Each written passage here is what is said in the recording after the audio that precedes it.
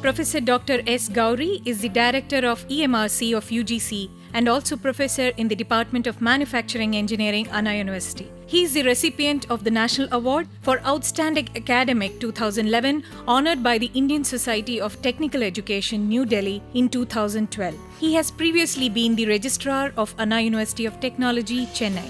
He received BE in Mechanical Engineering from Tyagarajar College of Engineering, Madurai, MTech in Production Engineering, and PhD in Precision Machining in IIT Madras.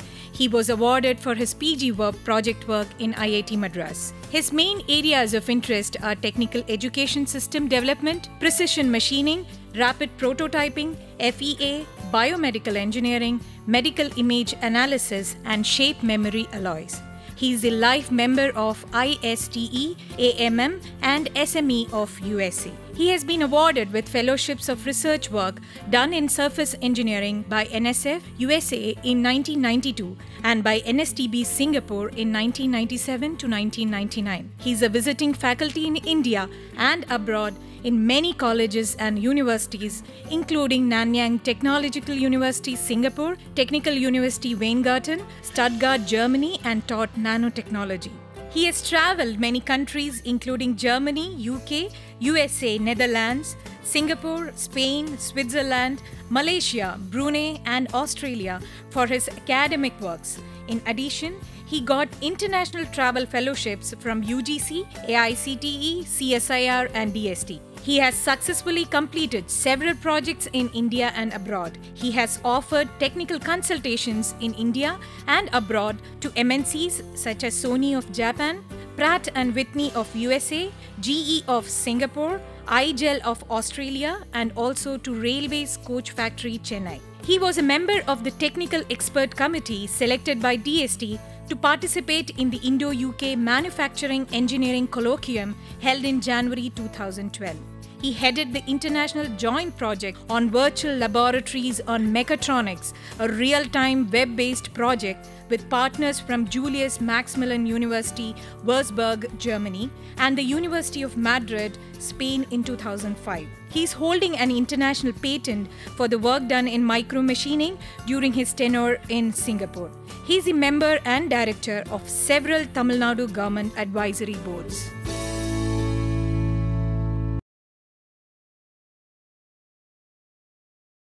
In this lecture, we have made discussions on Vogel's approximation method, which is also known as penalty cost coefficient method, and how will you evaluate the penalty, and how will you allocate the quantities or the units or the items to the cell corresponding to the maximum penalty. Now, we will go to the next technique called Vogel's approximation technique that was adopted by one mathematician, Vogel. This technique is called Vogel's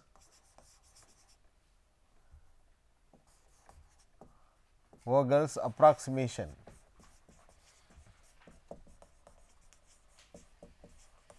Method, are called sometimes penalty cost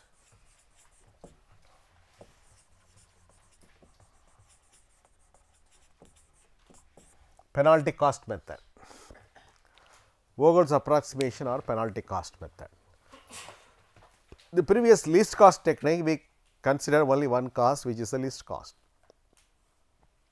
Okay. And here we are going to consider two costs, the smallest cost in each row and the next smaller cost in the same row, and find out the difference of them, and that is called penalty. For example, which is the smallest cost here in this first row? 10. Which is the next smallest cost? 12. 12 minus 10? 2. This is called penalty cost. That means, instead of allocating to this cell where the cost is 10, if you allocate here, what is the extra penalty you are giving? 2. That is called, we are finding out the penalty in each case. Next one, which is smallest? 10. Next smallest? 14. Do not use calculator to find out which is smaller, 14 or 10. you know already. Then here which is smaller? Smallest is 11, smaller is next is 15, the penalty is 4. Please always it should be plus, larger minus next, smaller minus smallest, something like that. And here smallest is 10, next is 15, 15 minus 10, 5. Here smallest is 10, 14, 4. This is row wise. Column wise 10 and 14, 4. Here 4. Here 1. Here 10 and yeah. Sometimes you put 10 and 10 0. Some authors say like that. Somebody will say go to the next one.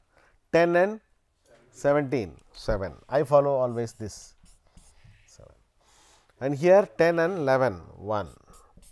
Here 12 and 8, 6.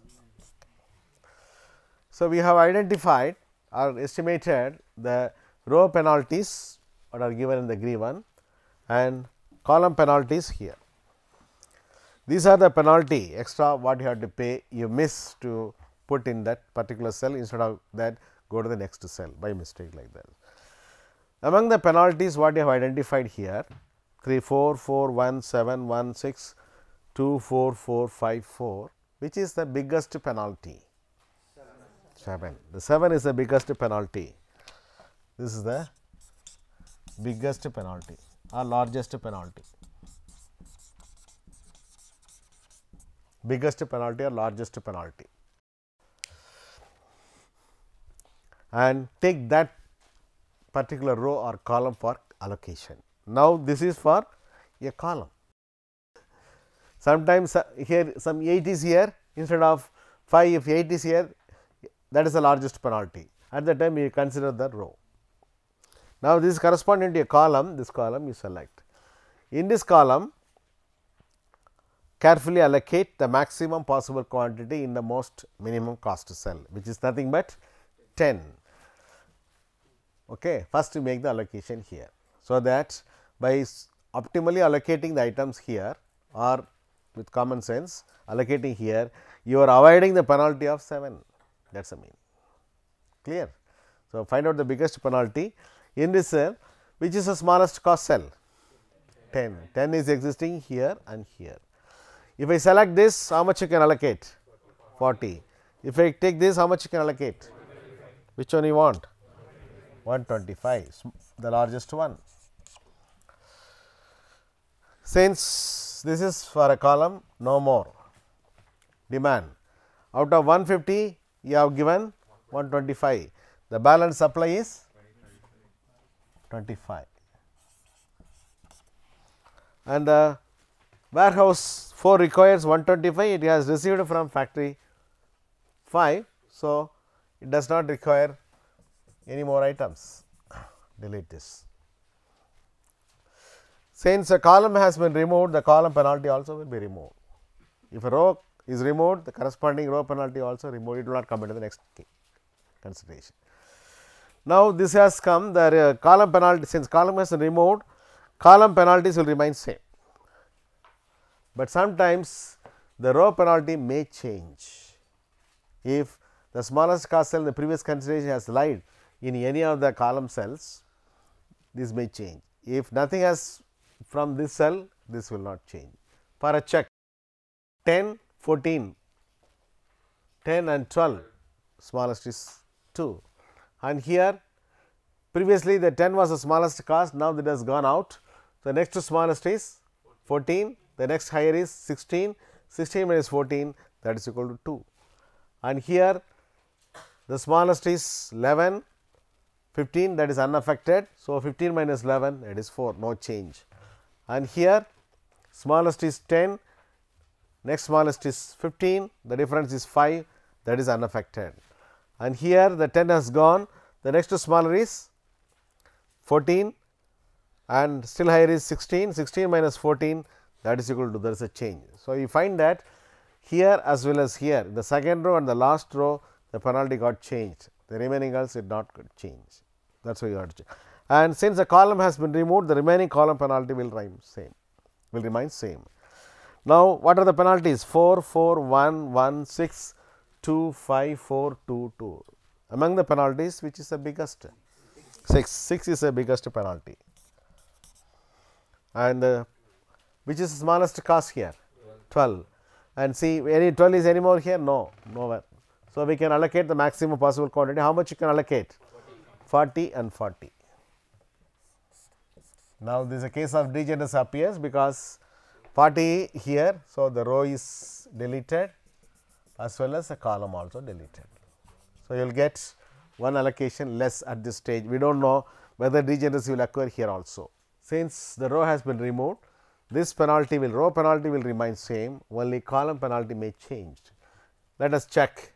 The smallest is 14 and 15. So, it is 1. 19 and 20, again 1. 15, that is 1, same.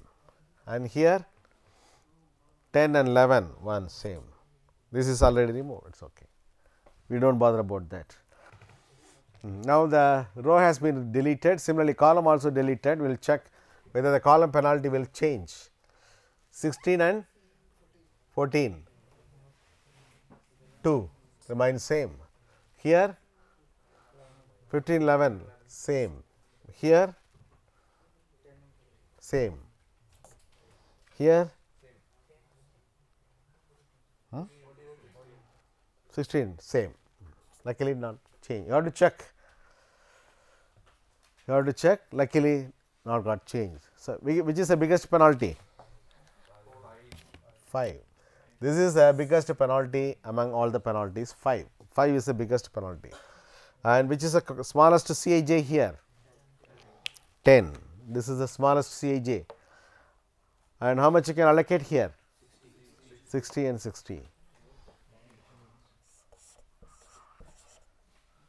So, row is deleted, also column deleted, because the demand and supply are same 60 60. So, you will get one still further one allocation less. We are quite fortunate to have such a complex problem in the beginning itself. And again you check both the column and the row penalty.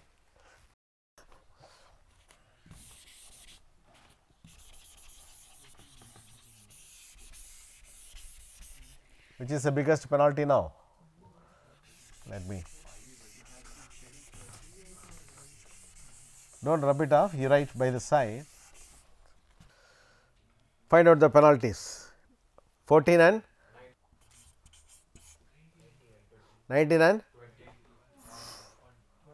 1. 14 and 15, 1. That is all. And this penalty 19 and 5. And here 20 and 15, 5. 14 and 16, 2. Penalties are 5, 5, 2, 5, 1, 1. So, biggest penalty is 5. The 5 exist in 3 different places. We can check how much maximum possible quantity we can allocate. If we take this 5, what is the smallest cost? 14. If I take this, smallest cost is 14. If I take this, smallest cost is 15. So, if I take this 14, how much you can allocate? 40. If I take this, 25. So, select this one.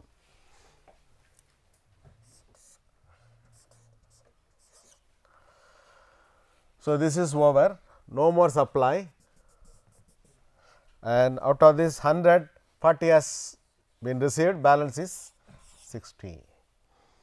Now, which has been removed? Row has been removed, the row penalty will remain same, only column penalty we have to check. What is the column penalty? 24 and 14, 10, 1, 1. Here only 5 and 2. The biggest penalty is 10. In the smallest cost is 14. No other go. The demand is 50, supply is 25. So, we can give 25. The balance demand is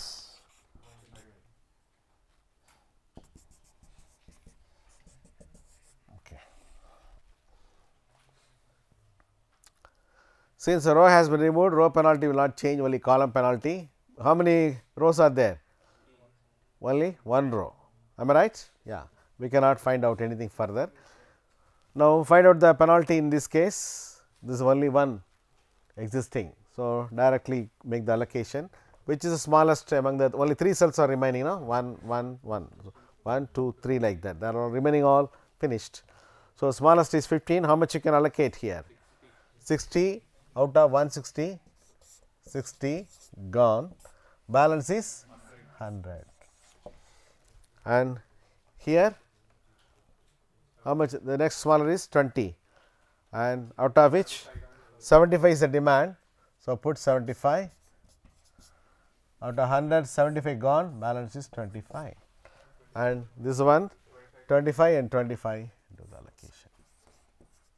That is all. You have made the allocations complete.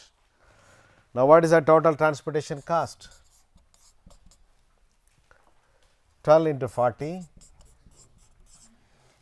plus 14 into 40 plus 24 into 25 plus 20 into 75 plus 15 into 60 plus 10 into 60 plus 10 into 125, that is all, plus 14 into 25.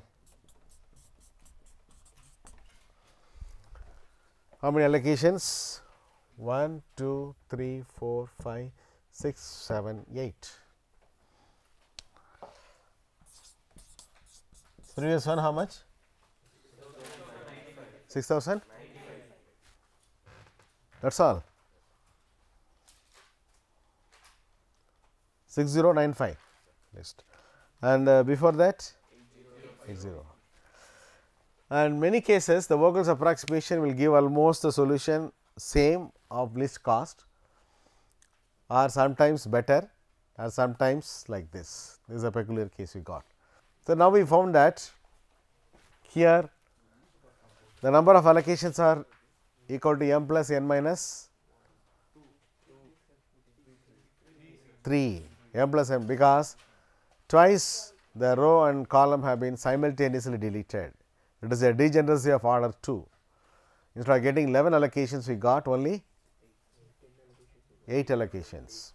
Does not mean that will improve the solution, but the allocations are like that.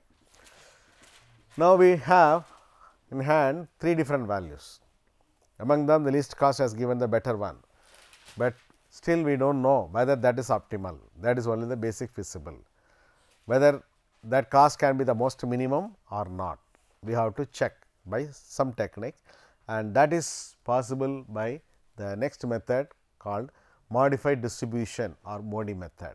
By the technique, we will be able to check whether that is optimal. If not optimal, go towards optimality iteration after iteration, finally find the most minimum cost.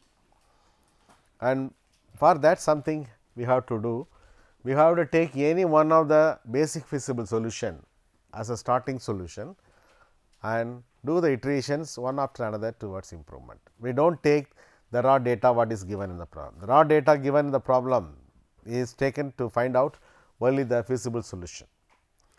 From that solution starting, we go towards the one, then only the problem is complete. I have seen that some students in the past, they have stopped with the any one of the technique, that is a solution. That is not the optimal, because no one knows whether that is optimal.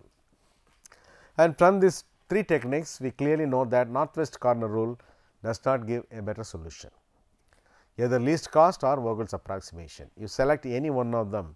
Sometimes you get a better one, you go for that.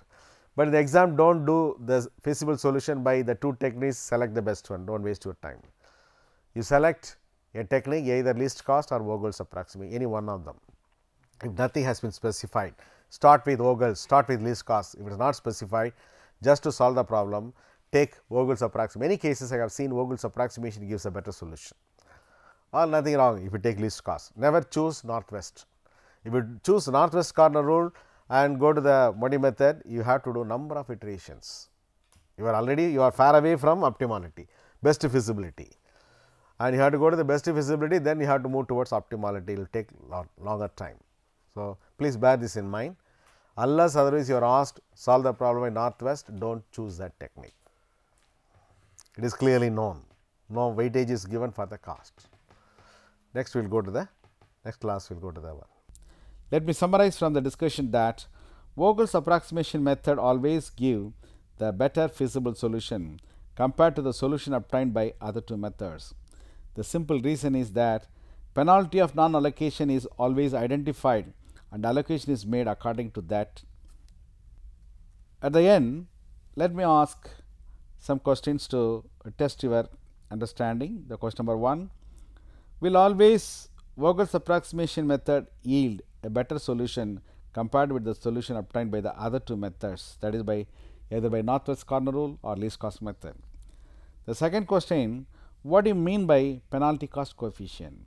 The last question, what have you understood from the term degeneracy in transportation problem and its importance?